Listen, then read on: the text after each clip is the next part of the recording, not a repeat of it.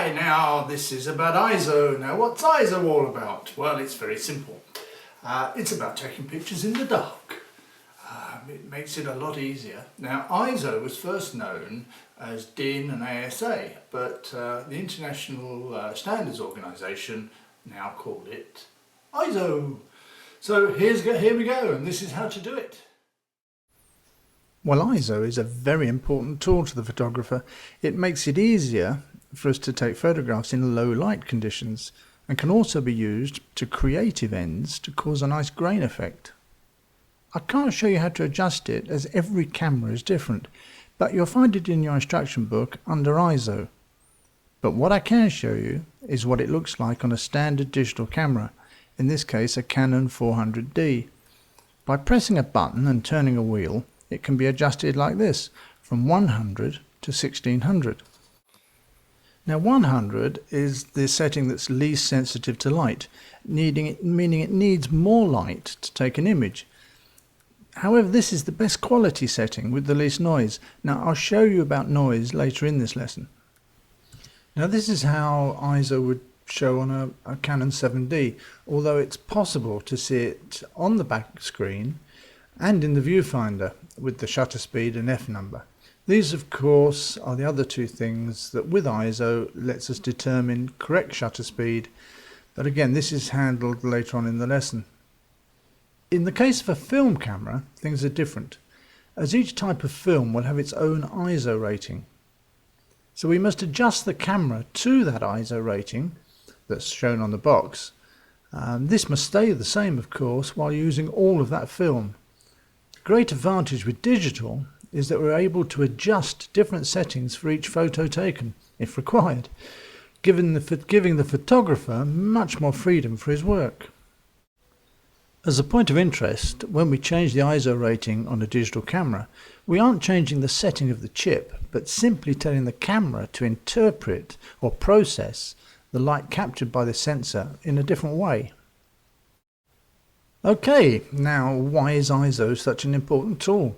Well, all the photographs you've been looking at and will look at have been taken in very low light conditions with relatively short exposures and a small aperture setting.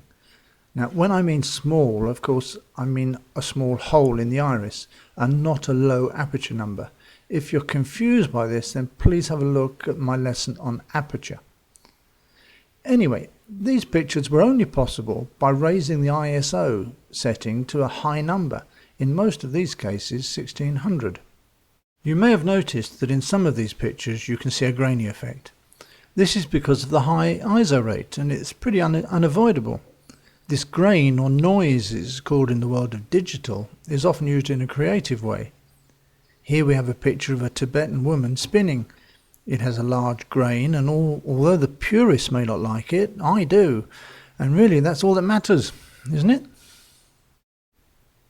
Now let's have a look at how much this noise increases as we increase the ISO rate. I've done a shot of this printer at different ISO settings so we can see the difference. I've enlarged at real size a small part of the right hand corner. I chose this as it seems to be the colours that show the difference most. As you can see, it's a small part of an image that would have been 1 meter 83 by 1 meter 22. Again, you're looking at it in real size. We start with the 100 ISO. It's pretty good quality considering the size of the image. As we raise the ISO to 200, there's a slight drop in quality.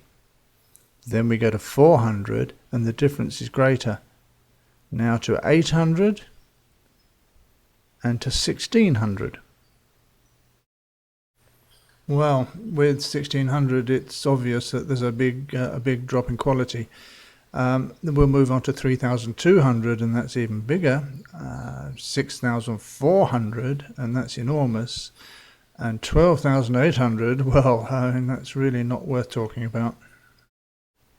Well, let's get back to the 100 and have another look at that.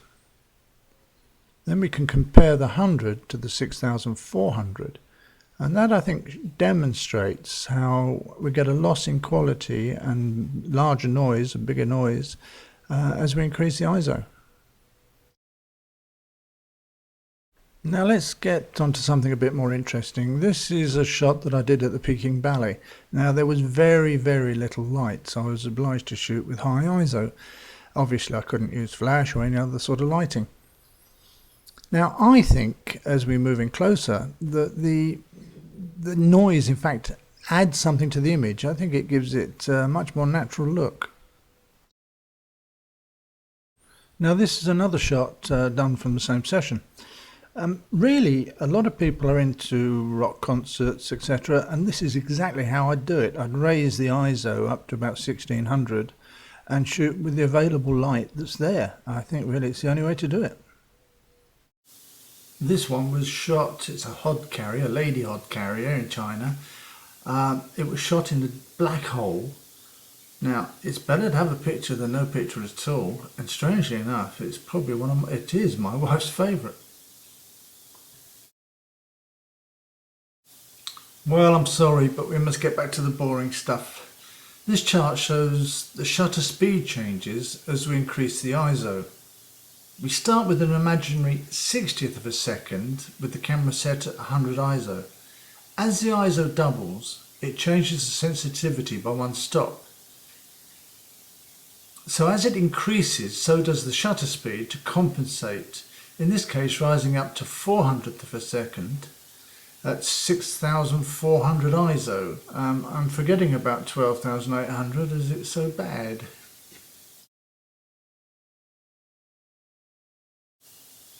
Now we can of course compensate the other way, and that's by changing the aperture as seen on this chart, starting with an f-stop at 2.8 and rising to f22 at 6,400. One of course can change both aperture and shutter speed, each by half, which would amount to the same thing, but my chart became a bit complex, so I'll let you work that out on your own.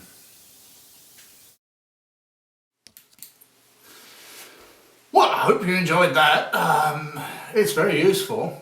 Now, anything you want to know about photography, just don't hesitate. Look at lessons on mccaudle.com.